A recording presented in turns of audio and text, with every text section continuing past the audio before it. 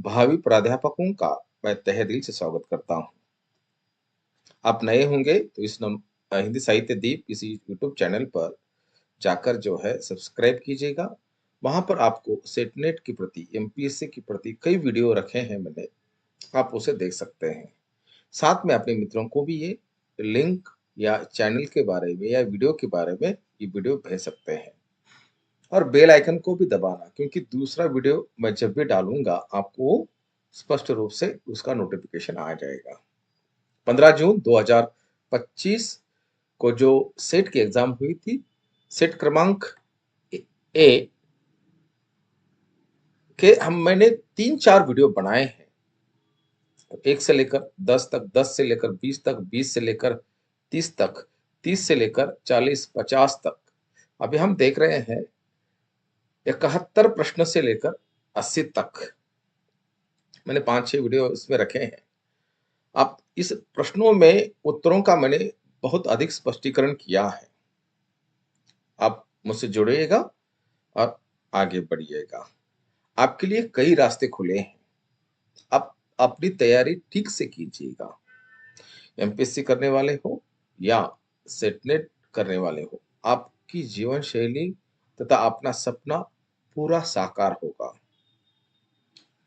संत कबीर कहते हैं, पोथी पढ़े पढ़े जगमुआ, पंडित भयान कोय, ढाई अक्षर का पढ़े सो पंडित हो। आपको कई किताबें पढ़ने की जरूरत नहीं है। आप प्रेम का, इसका अर्थ है कि जितना महत्वपूर्ण है उतना ही आप पढ़ो।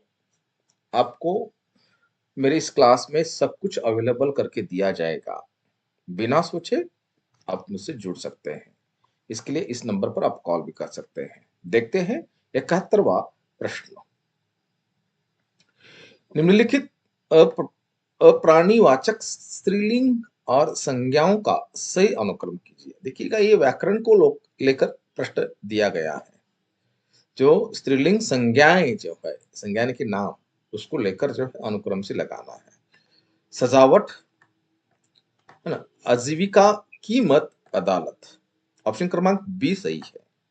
वो कैसे? मैंने देखा है सेट नेट के एग्जाम के अंतर्गत, परीक्षा के अंतर्गत व्याकरण को लेकर जो है 5-6 प्रश्न 100% होते हैं। इसलिए व्याकरण की ओर भी हम बढ़ने वाले हैं। व्याकरण के कई वीडियो मैंने मेरे यूट्यूब चैनल पर रखे हैं, आप वहां पर भी जाकर देख सकते हैं। कैसे? स्पष्टीकरण, हिंदी व्याकरण में लिंग निर्णय प्रायतः शब्दों के व्यवहार, वाक्य प्रयोग और प्रत्यय पर निर्भर करता है। वाक्य क्या होता है, प्रत्यय क्या होता है, उपसर्ग क्या होता है, इसके बारे में पूरी जानकारी मेरे यूट्यूब चैनल पर दिखाई देगी। सजावट भाववाचक संज्ञा है, जिसे हम देख नहीं सकते ना अनुभव कर सकते हैं। आवट प्रत्यय है। सजावट में आ यहाँ पे मात्रा दिखाई दे रही, आवट यहाँ क्या है, प्रत्यय है, जो शब्द के आखिरी में लगकर जो है नया रूप बना लेता है। सजावट बहुत अच्छी है, यह स्त्रीलिंग है। अच्छा है नहीं, अच्छी, ये इकारांत आएगा, बड़ी ई की मात्रा, याद रखिएगा। आजीविका संस्कृत अकारांत, उसकी आजीविका चल रही है, स्त्रीलिंग, रही है, रहा है नहीं, अकारांत नहीं, रही है। कीमत अरबी फारसी मूल, इसकी कीमत ज्यादा है, स्त्रीलिंग, है ना,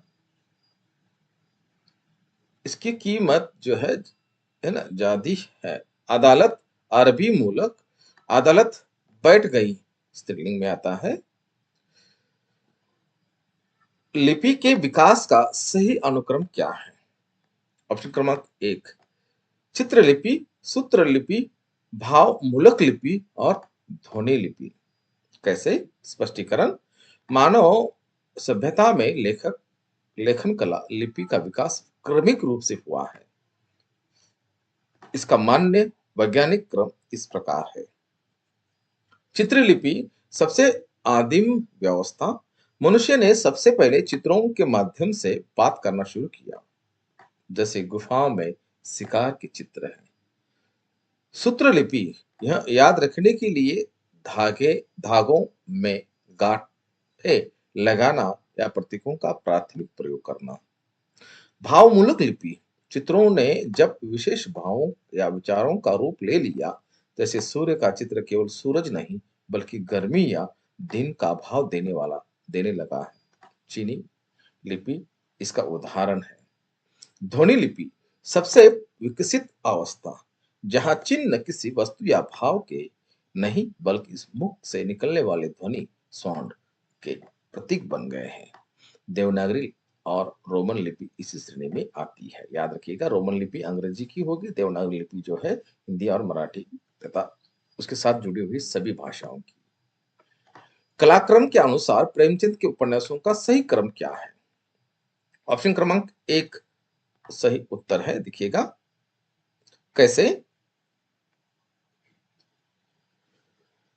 कायाकल्प, गबन, कर्मभूमि, गोदान। गोदान उनका आखिरी उपन्यास है जो 1916 में प्रकाशित हुआ है, सन 1936 में प्रकाशित हुआ है।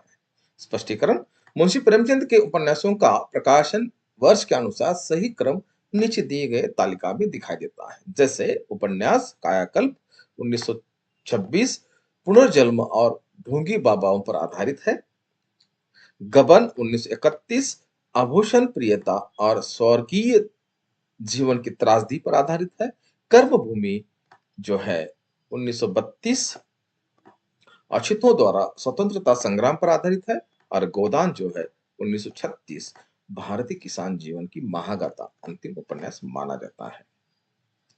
प्रकाशन वर्ष के अनुसार राहुल संस्कृतयान की रचनाओं का सही अनुक्रम क्या है?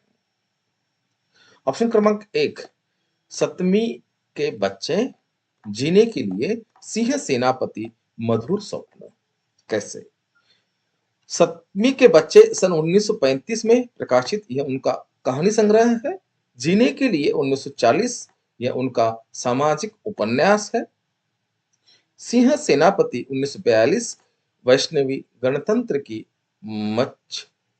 मछवी काल पर आधारित ऐतिहासिक उपन्यास है। लच्छवी काल के आधारित ऐतिहासिक उपन्यास है। मधुर स्वप्न 1950 मध्य एशिया के मजगंद और उनके साम्यवादी प्रयोग पर आधारित उपन्यास है। टी.एस. इलियट की रचनाओं का प्रकाशन वर्ष के अनुसार सही अनुक्रम क्या है? ऑप्शन क्रमांक D the secret would, एलिजाबेथियन एसेंज, poetry and drama, on poetry and पोएस्ट आदि। टी.एस. इलियट अंग्रेजी साहित्य के प्रमुख आलोचक और कवि थे। हिंदी आलोचना पाश्चात्य काव्यशास्त्र के प्रश्न पत्र में इसका कालक्रम अक्सर पूछा जा सकता है। याद रखिएगा, दी सीक्रेट वुड रचना 1920 में, निबंध संग्रह इसमें परंपरा और वैयक्तिक प्रज्ञा सिद्धांत है। एलिजाबेथियन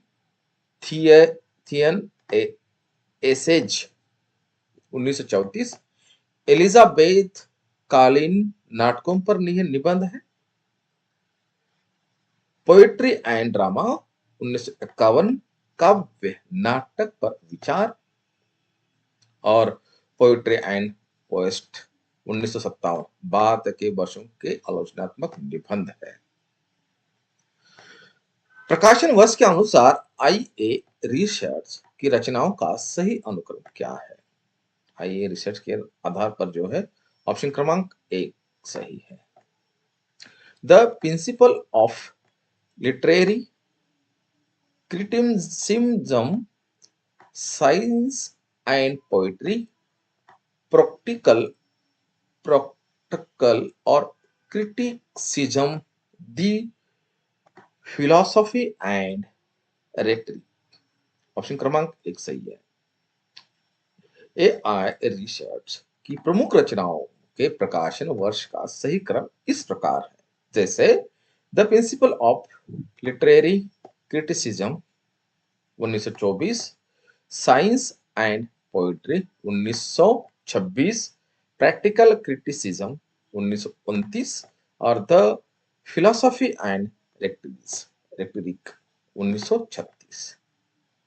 जन्मकाल के अनुसार आलोचकों का सही अनुक्रम कौन सा होगा?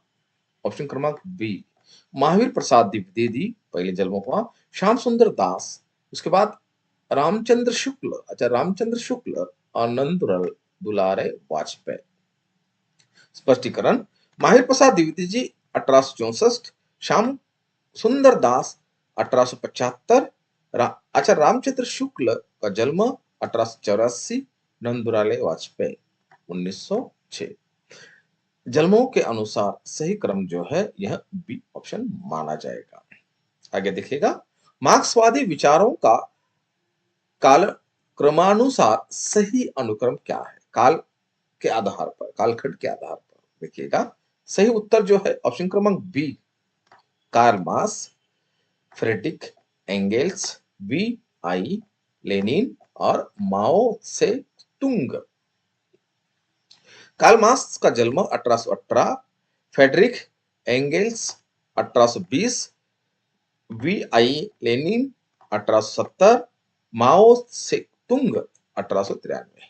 जन्म काल के आधार पर देखा जाए तो ऑप्शन क्रमांक बी सही उत्तर है। आगे देखिएगा, प्रकाशन वर्ष के अनुसार निराला की निम्नलिखित काव्य रचनाओं का सही अनुक्रम क्या है?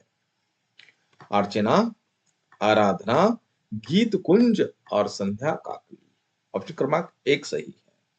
अर्चना 1938, आराधना 1939, गीत कुंज 1939, संध्याकालीन 1936, संध्याकालीन 1936, अर्चना, साधना 1939, गीत कुंज 1939। लेकिन अर्चना में पहले रखा गया है, हो सकता है ये अलग अलग प्रकार से होगा। क्रमशः संध्याकालीन, अर्चना, आराधना, गीत कुंज है। आगे देखिएगा, प्रकाशन वर्ष के अनुसार अज्ञेय की निम्नलिखित कृतियों का सही अनुक्रम क्या है? ऑप्शन क्रमांक एक, भग्नदूत हरिघास क्षण भर, आरी ओ करुणा प्रभा में, कितनी नावों में कितनी बार।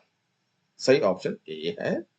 भग्नदूत 1933, हरिघास पर क्षण भर 1949, आरी ओ करुणा प्रभा में 1959 और कितनी नावों में कितनी बार 1967 आदि। ऑप्शन क्रमांक एक सही है।